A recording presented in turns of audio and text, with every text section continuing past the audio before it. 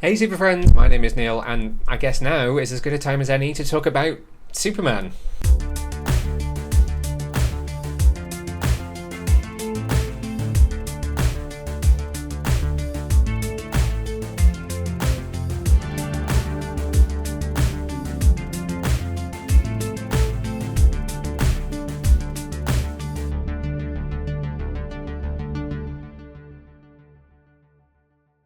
The review embargo has now lifted, the full review embargo.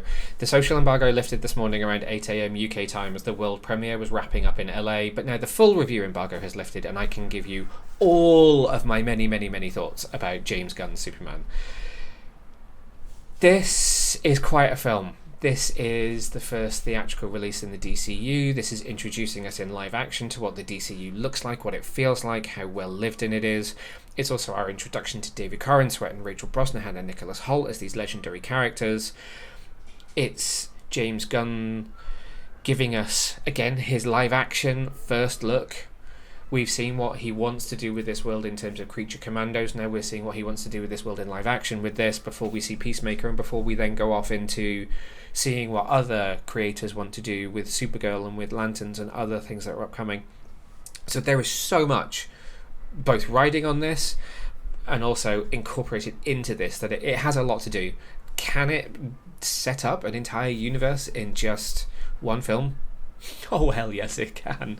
It really can. Obviously this was originally titled Superman Legacy, retitled as Superman. I don't want to say that it completely reinvents the comic book movie genre, because a lot of what you're going to see here are things that you have seen in some respect before. But James Gunn's approach is what is the freshest thing here. This is a comic book movie. There is a hero, there is a villain, there is action, there is all of the weird zaniness that comes with a comic book movie. But James Gunn approaches it from a really different approach, and that is character first, story second. So although, yes, there is a story and it is somewhat episodic, there are these different things that happen to Superman that happen in these contained episodes that build up to where the film comes into its third act and eventually ends. It's built around who he is as a character and a story about who he is as a character and who Lois is as a character. And it's so heavily reliant on being a character portrait of who is Superman, what does it mean to be Superman, what does it mean to him, what does it mean to the people of Metropolis, what does it mean to the people of the world. And that's what's really exciting to witness in this film. There is a back to basics kind of approach. This is a more traditional version of Superman. He is more of the Boy Scout, he's more corny, he's more nerdy. Corenswet completely embodies the legacy of everyone who's come before him, but does something different. It's not Reeve, it's not Cavill, it's not Welling, it's not Routh. It's a mix of all of those things put together.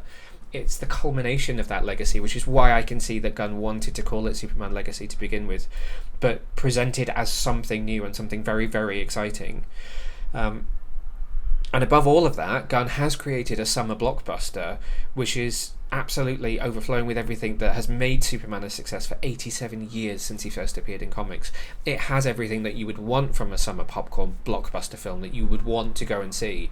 It's not just, okay, I need to go and sit down and watch the first episode in what's going to be this new universe. You know, Gunn talks a lot in interviews about how those of us who read comics, you know, I was 4 or 5 when I first picked up a comic book. I didn't go back to 1938 or whatever it was to number 1 of Action Comics and start at the very beginning of Superman. I came into Superman where it was at the first book I could pick up, and that is where so many people will start their journey with comic books. In the middle of a story, or in the middle of a wider arc, or at the middle of something. And that is exactly how you are dropped into the world of this film. You are dropped into a world which is fully realised, it's underway, Superman exists, and that's really exciting to see, and they do it really well. There are some opening captions on screen which tell you about the fact that 300 years ago metahumans first became known to humans. 30 years ago was when Kal was sent away from Krypton before it was destroyed. 3 years ago is when he outed himself to the world as Superman, and 3 minutes ago he was beaten up by the Hammer of Baravia. And so when we first see Superman on screen, it's the shot from the teaser trailer where he is bleeding in the snow and whistles to call on Krypto to to drag him back to the Fortress of Solitude, completely subverting any kind of image that you think goes with this symbol. You would almost imagine that a film would open with maybe Clark at work at the Daily Planet, something happens outside, there is a crisis in Metropolis, and, shirt rip, off he goes, save the day. No, we're coming into this with him down and beaten, and that's Gunn's way of saying to us, this film is about his humanity, it's about his heart, it's about his upbringing with Ma and Pa Kent, it's about who he is as a person, what it means to him to be Superman, what it means to us as fans to see Superman, and what it means to the people of the world within the film to be saved by, to witness Superman, to have Superman be part of that world. And it does play into some of the politics of the world right now. You do have the idea that Lex Luthor hates him because he is an alien, because he doesn't understand who he is, because who he is has become the narrative that people talk about, and because that narrative is taken away from who he is, it's taken away from him and his selfish vision of what he wants for the world and what he wants the world to be and who he wants to be to the world, and that naturally makes him hate Superman.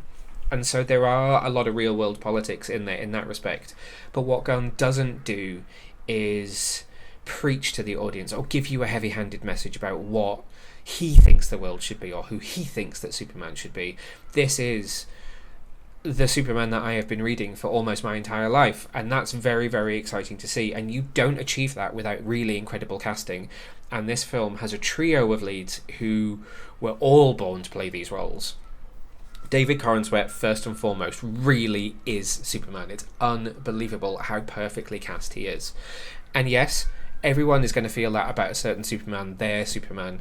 It might be Christopher Reeve, who I grew up with rewatching his movies, or it could be Brandon Routh if you came to the character around the era of Superman Returns, or it could be Henry Cavill if Man of Steel was your way in. David Corenswet is going to do that. He's going to redefine that and be that person for a brand new generation of fans. And in doing that, his performance is just incredible. There are different personas to the character in this film. There is the public-facing Superman, the Superman who saves people from rooftops, who saves dogs, who saves cats from trees, who tries to fight to save kaiju who are attacking the city because he prizes life above all else and does not kill and does not believe in killing. That public strength, that strength in his voice, that strength in his body language, Corenswet just personifies that.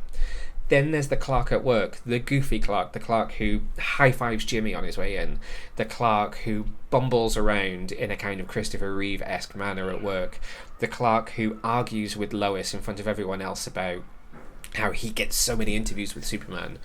But then there is also, I'm going to refer to him as Cal, there is the purest form of the character, which is when almost nobody else is around that he needs to pretend in front of.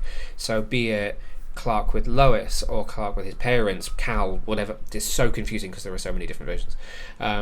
When he's in his truest form and he's not hiding anything, he doesn't have to pretend to be anything, that version is different again, and Corenswet is able to bring really imperceptible nuances. It's either the tone in his voice or the body language. He really has been able to dig into the different ways that people would see the character, or that the character would be depending on who he's talking to, and found a way to portray that really, really well, which is honestly one of the finest portrayals of Superman on screen, just because of the material he's given and the different ways he has to perform the role.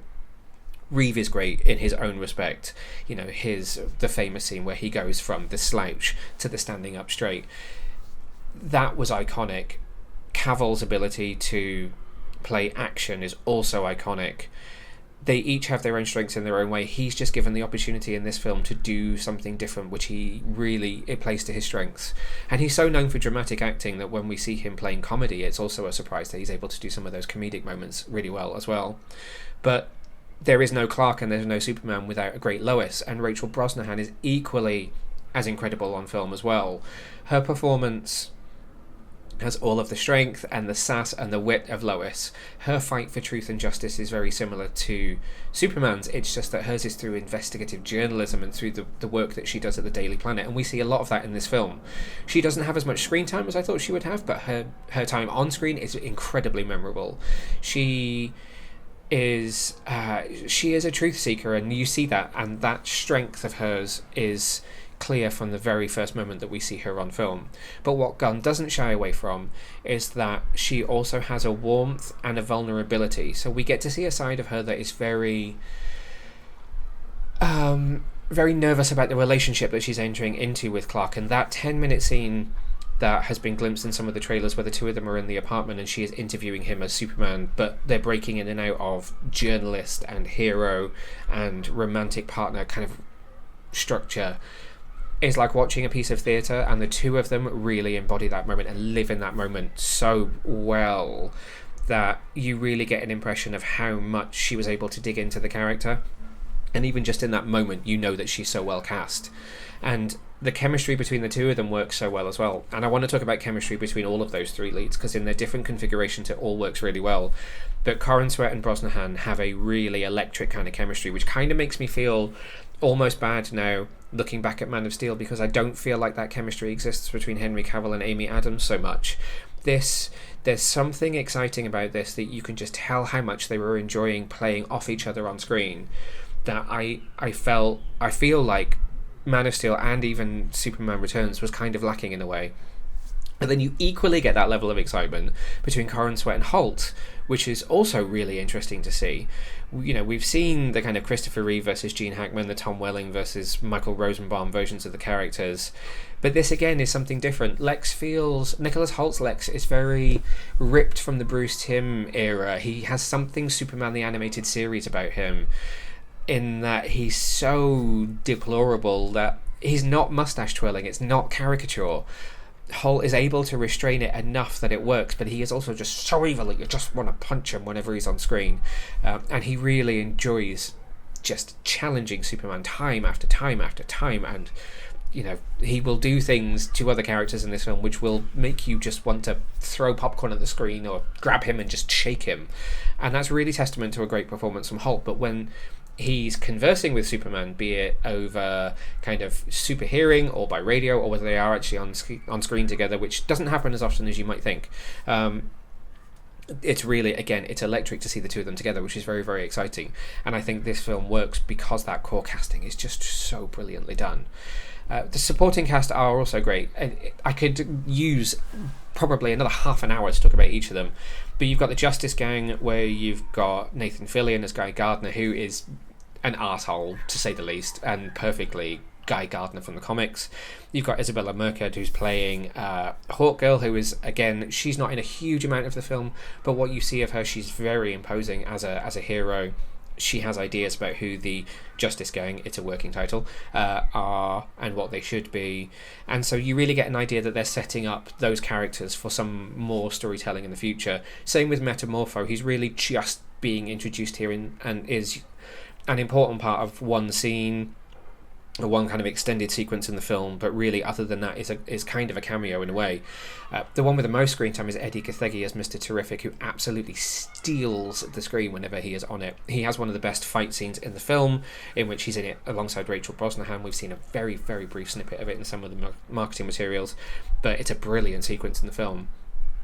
And again, you can feel that Gunn is casting for longevity. So they're all great in this film, but with each of those kind of characters, you also think, cool, so I'm going to see them in Peacemaker, and I'm going to get to see them do something a little bit different there. I'm going to see, Guy Gardner turn up in the Lantern show. That's going to be another different version of him there. There's a longevity to some of this casting, which is very exciting. I can't wait to see where we see Mr. Terrific next, just based on how well he makes an impression in this film as well.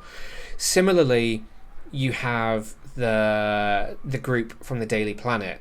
Now, I only have a couple of minor niggles with this film. One of them, the kind of the more major one of the two of them, is with one of the Daily Planet characters. We're going to get to that in a second. But you've got Wendell Pierce, you've got Michaela Hoover, Beck Bennett, and Skyler Gisondo, who are Perry, Kat, Steve, and obviously Jimmy from the Daily Planet. Now, on the plus side, the Daily Planet is a brilliant set. It's very vibrant, it's very lived in, it's full of Easter eggs like so many of the sets in this film.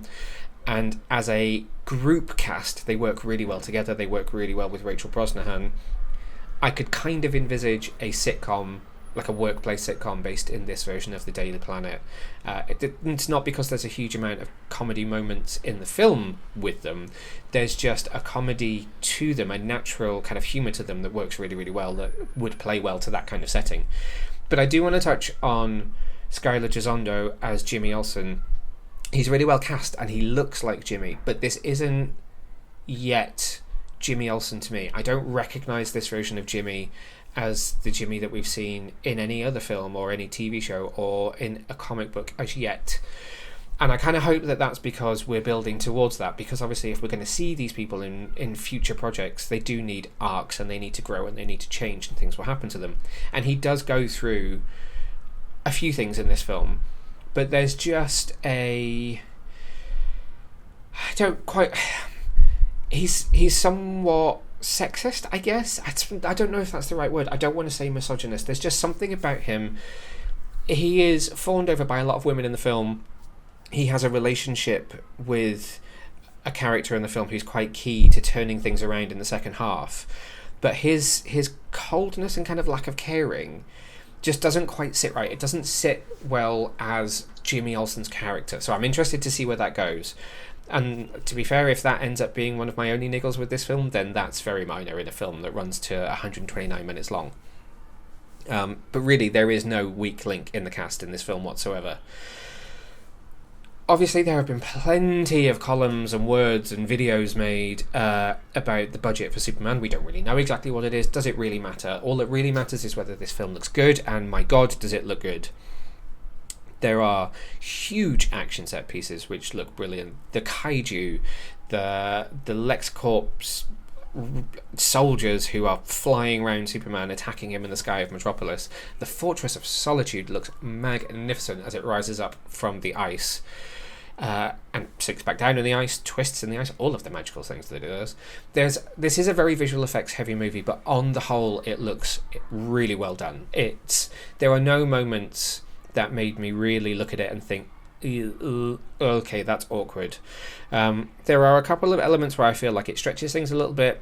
Most of that is just fleeting glimpses in the middle of an action sequence as something is zipping from side to side, especially with the kind of gun flare of fast forward action, cameras moving mid-scene, moving around scenes.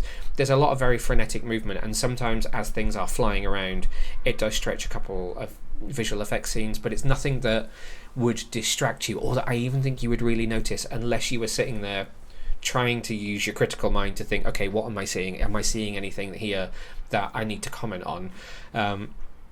There is one completely CGI character who I thought looked vaguely off, but they're also an alien, so maybe that's just what they're supposed to look like.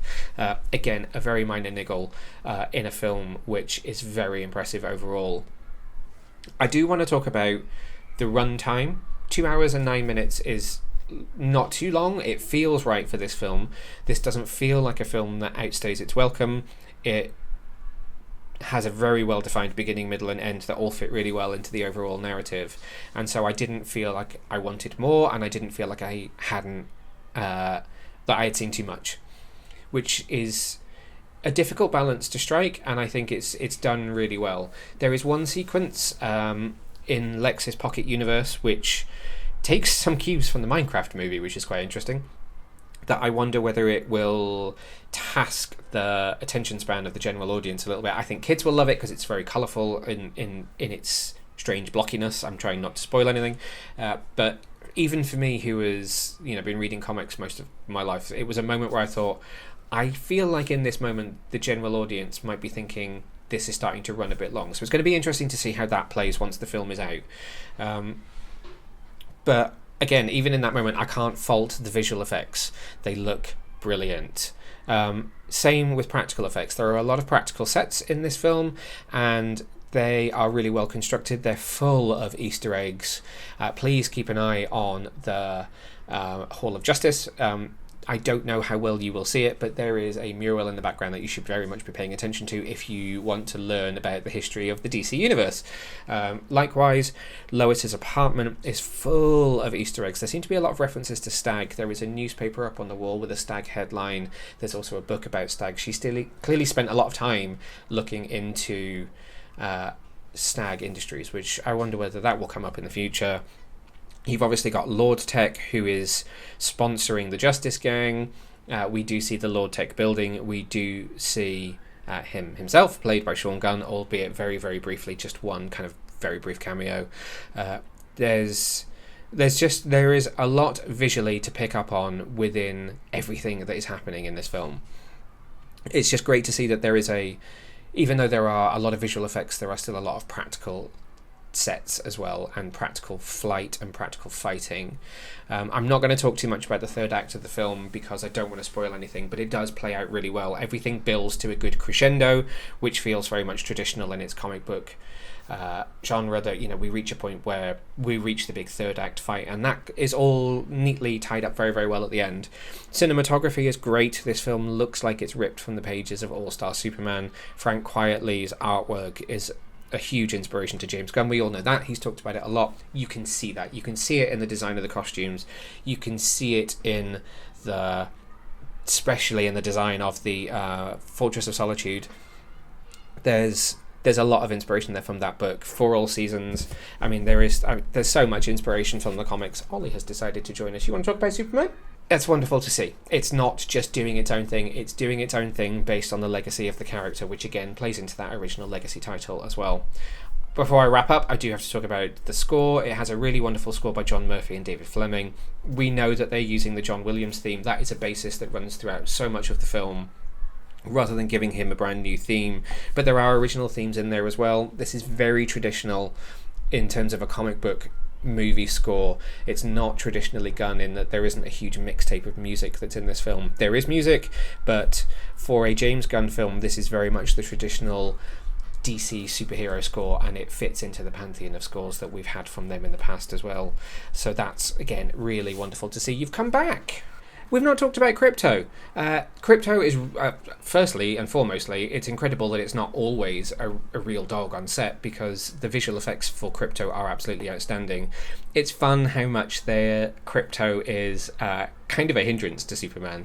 He's in his way and an annoyance, but then when he needs him, you really can rely on him to help save the day, which is really wonderful. And I do know plenty of people who are interested in seeing this film because it has a dog in it, which they wouldn't have been interested but otherwise, which is really interesting to see just how many people are buying into it because there's suddenly a dog in there and they love dogs, which is quite magical. So I kind of hope that it brings a whole new audience to Superman that are in there just because they want to see a dog fly. But he does add a kind of sprinkle of magic that kids will love as well, which is really, really nice to see. And I guess that just leaves me to wrap up. Like I said, you can read my full review over on our website, which is www.getyourcomiccon.co.uk. I gave this film 4 stars out of 5. I said, James Gunn has achieved something remarkable. He's made Superman feel both timeless and urgent by embracing the comic book roots that made the character endure for 87 years. Corenswet embodies the role with the perfect balance of strength and vulnerability, whilst Brosnahan and Hoult provide electric chemistry that elevates their every scene. This isn't just a successful reboot, it's a love letter to everything that Superman represents and a foundation for a DCU that finally understands its own characters. And I say that because there is just so much DC in here. There is Superman, yes, and we have seen Superman appearing at the Daily Planet with Perry and Lois many, many times before. But, there's Superman, there's the supporting characters, there's the locations, there's the businesses, there's the technology. There's just so much in there that this is really the most fully formed version of DC's comic book universe that we've ever seen on film, and that's very, very exciting for the future. Which just leads me to say that Superman is in UK cinemas from July the 11th. I can't wait to hear what you think. Once you have seen it, let me know in the comments what you think. Let me know if you're excited to see the film in the meantime, and I will see you next time. Bye! Thanks for watching, Super Friends. If you enjoyed this video, then make sure to hit the subscribe button just down below and hit the bell so that you can get notified whenever we release brand new videos. In fact, there's 2 more waiting for you to watch right here below. So what are you waiting for? Why not click play?